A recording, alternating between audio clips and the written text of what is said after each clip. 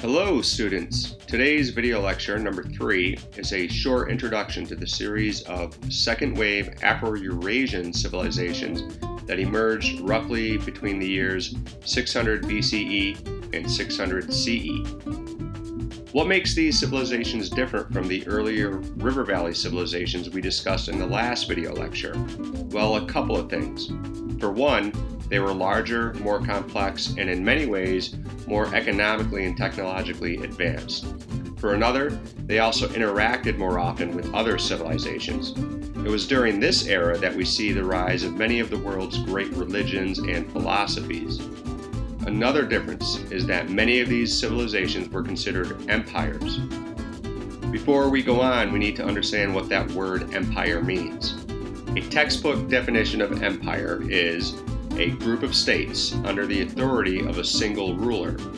Often, the areas within the empire are diverse and composed of different people, of different languages, races, cultures, etc.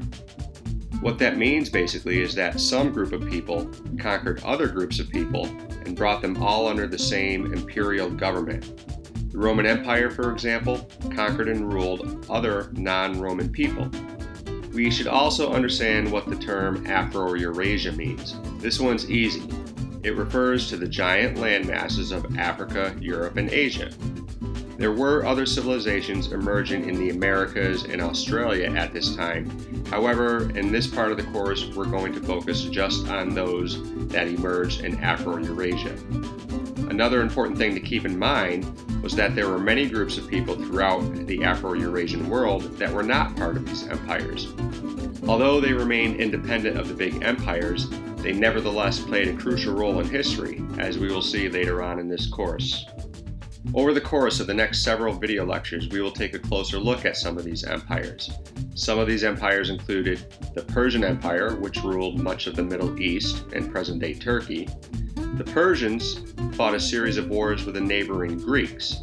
Although the Greeks did not form an empire, their complex and advanced civilization dominated the Mediterranean world and contributed much to what we call Western civilization.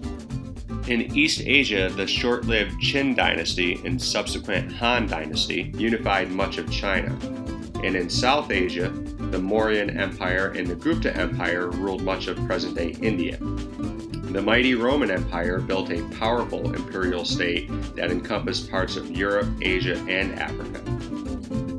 In this part of the course, we're going to explore how these empires started, how they consolidated or united their empires, and what eventually led to their decline.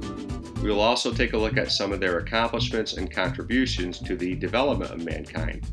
And I hope that you're as excited as I am. Take care.